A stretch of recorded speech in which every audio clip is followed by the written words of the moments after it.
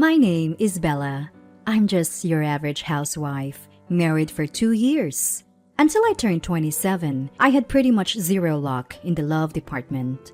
I went to an all-girls private middle and high school, followed by an all-women's university. After graduating, I worked as a receptionist at a big corporation where, unsurprisingly, all my colleagues were women. In my social circle, it was the norm for people to get invited to parties by business executives, but not for me. I never attended such gatherings. The reason was simple. Whenever I talked to men, I became so nervous that I couldn't even speak. I often received compliments on my appearance and got invited out a few times. I had dinner with some kind-hearted guys, but in the end, they'd say, "You're pretty, but there's not much else to you." Then it happened. My destiny knocked on the door. "Bella, will you go out with me?" That's what Lex, an employee from one of our client companies who always registered at my desk, said to me. People around us speculated we were dating since he would only give his contact info to me. But that wasn't the case.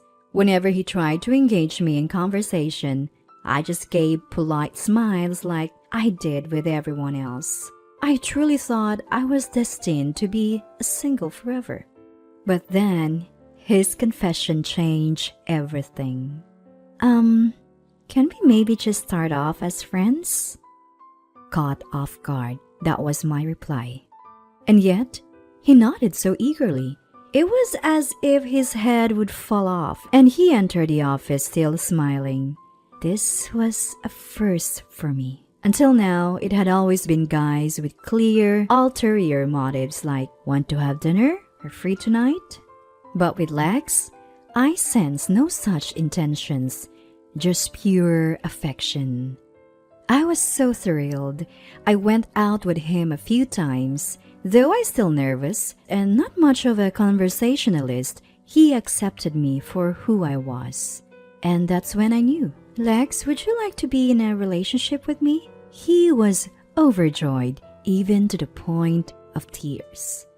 This all happened 2 years ago on Christmas. At that time, I felt extremely happy, thinking I'd be blessed forever with such a loving person. But the crack in the facade came when his company went bankrupt.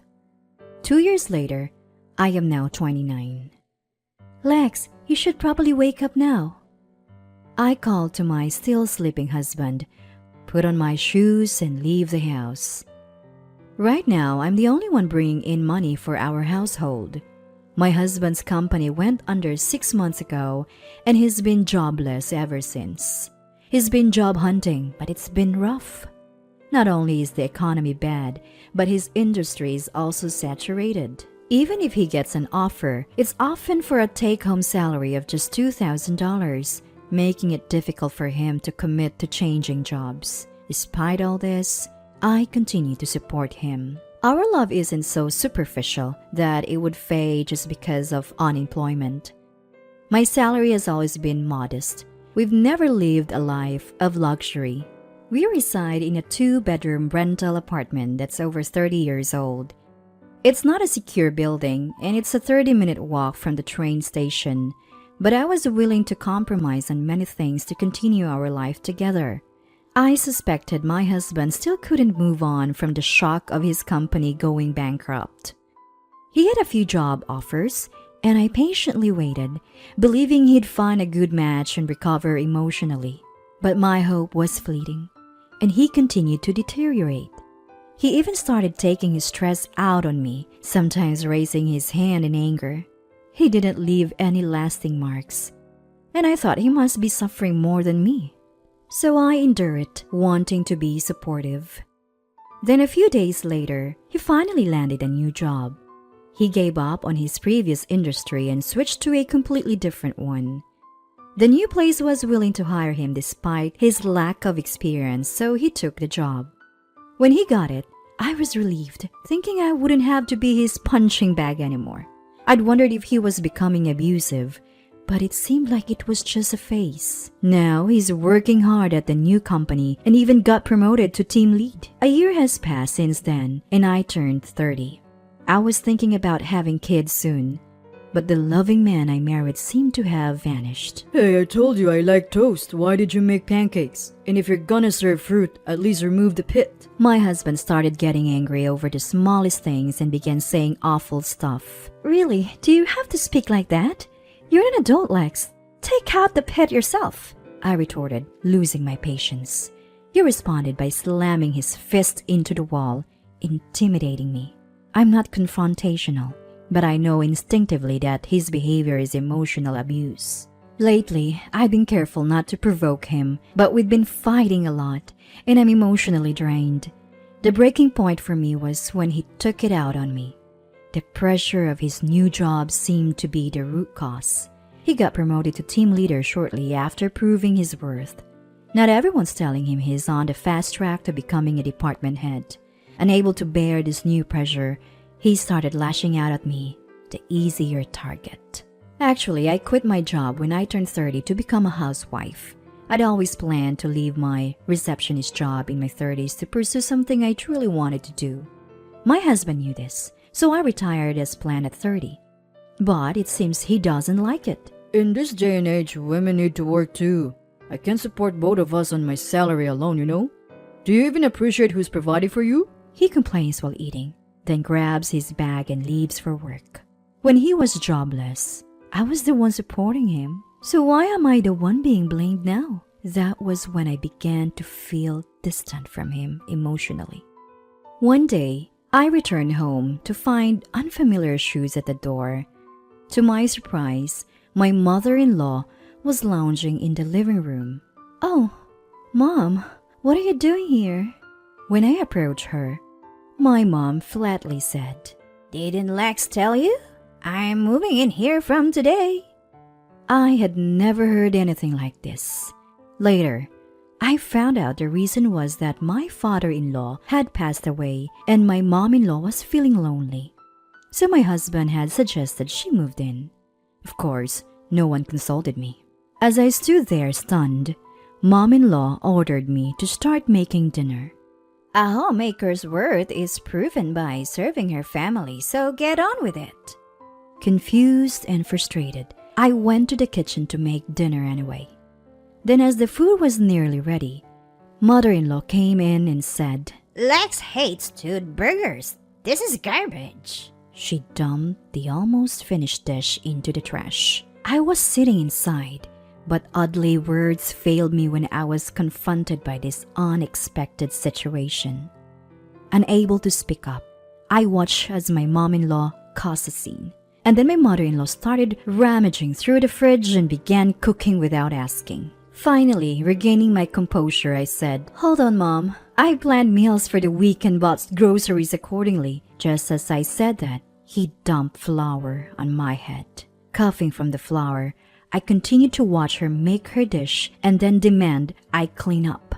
My husband eventually came home and was delighted to see the meal. "Oh yes, this is the kind of food I want. No need for salads. Fried stuff is the best." Ignoring me, he happily sat down to eat with Mom.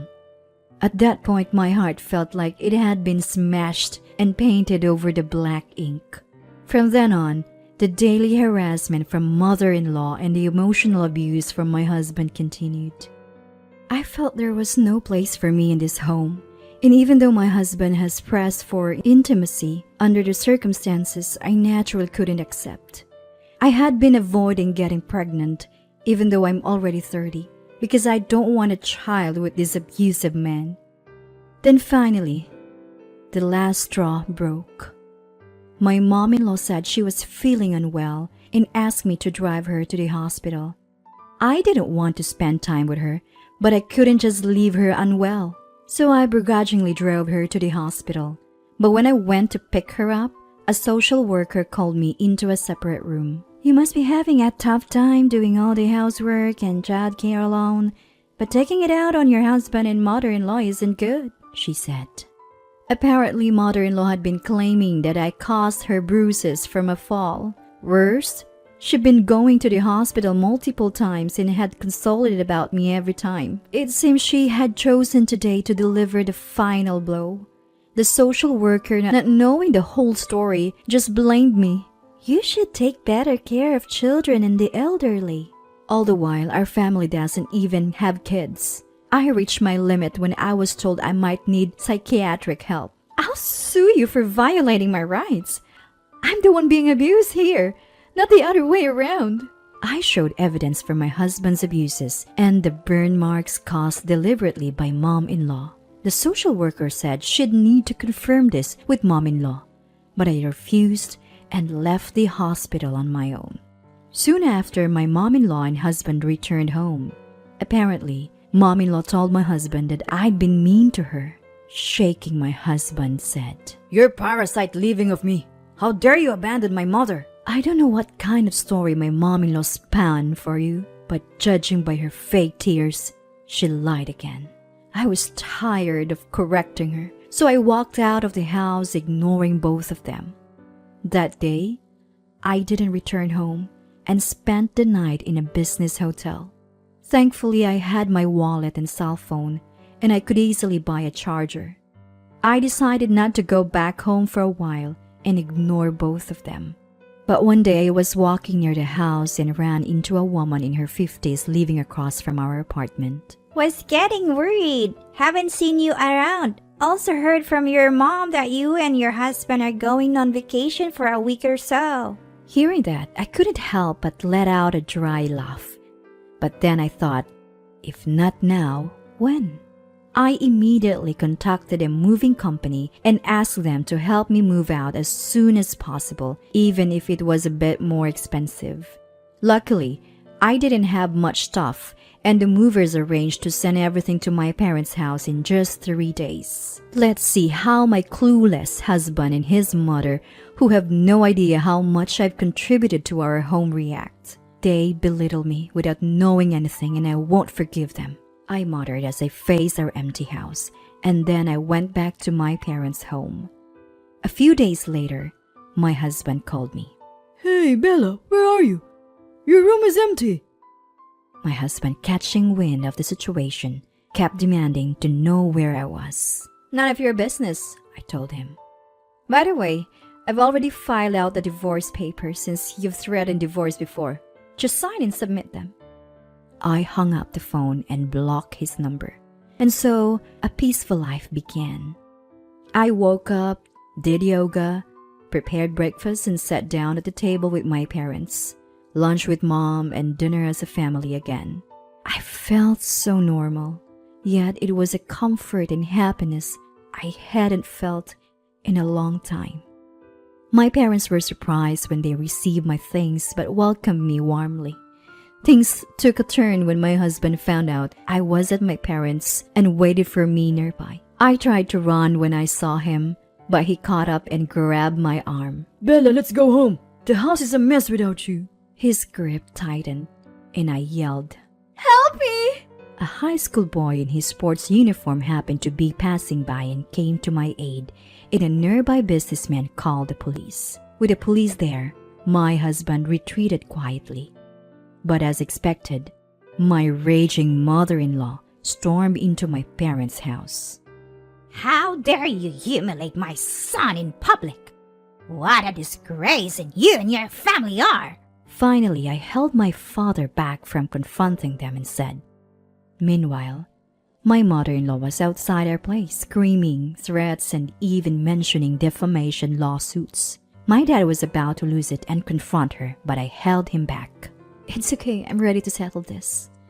I called my husband, who noticed the incoming call while next to mother-in-law and boldly said, I know you're cheating, and I have evidence. I'm going to sue you for abuse and get a settlement when we divorce. Hearing this, my husband began to panic. In truth, I had hired a detective to gather evidence after hearing rumors about him going to a hotel with a co-worker. So I had ample evidence of his infidelity. I had even visited a hospital and secured a medical certificate just in case they tried something. I had also recorded conversations to have evidence if needed. I planned to confront my husband and his mother once I felt emotionally ready. But I won't be quiet when they insult my parents. I know my mother-in-law has been taking money from my wallet. Also, ever since I left, I heard the house is in horrible state, even smelling bad. You're getting complaints from the neighbors, aren't you? Hearing this, my husband was at a loss for words. I got this information from a neighbor who told me my husband and his mother were out of town. Apparently, they've been failing at basic chores like sorting the trash, and the house has turned into a dump. Also, I heard there are complaints with the property management about the loud arguments they have daily. So maybe now my husband realizes how much I contributed to our household and wants me to come back. But it's too late. I'm not coming back. Live happily ever after with your beloved mom. After saying this, I hung up the phone. Shortly after, my mom-in-law tried to kick down my front door. I called the police and they were both arrested. I later learned from my neighbor that they hadn't addressed any of the complaints through the management company. Eventually, the drama got so bad that it emptied out the entire apartment complex. The management finally took legal action against both of them, ignoring complaints, not paying rent, and disrupting business. They faced a lawsuit seeking damages. In the end, they were ordered by the court to vacate and pay damages. Now, they're blacklisted in the real estate market, unable to rent anywhere. Turns out, the reason for the unpaid rent was my husband making a costly mistake at work, leading to a pay cut. Unable to find another place in the area, he quit his job and moved far away. And yet again, he hit another roadblock in finding new employment. He ended up homeless, which led his mother to shoplift. She was arrested for injuring a store clerk who confronted her. I found out about this through online news. Beyond that, I don't know and don't want to know. After the divorce, I started working in my dream cafe. I met and became friends with a colleague who is 5 years younger than me. At 34, I remarried. By 40, we opened our own dream cafe, and now I'm pregnant. It's a late life pregnancy, but I've never been happier.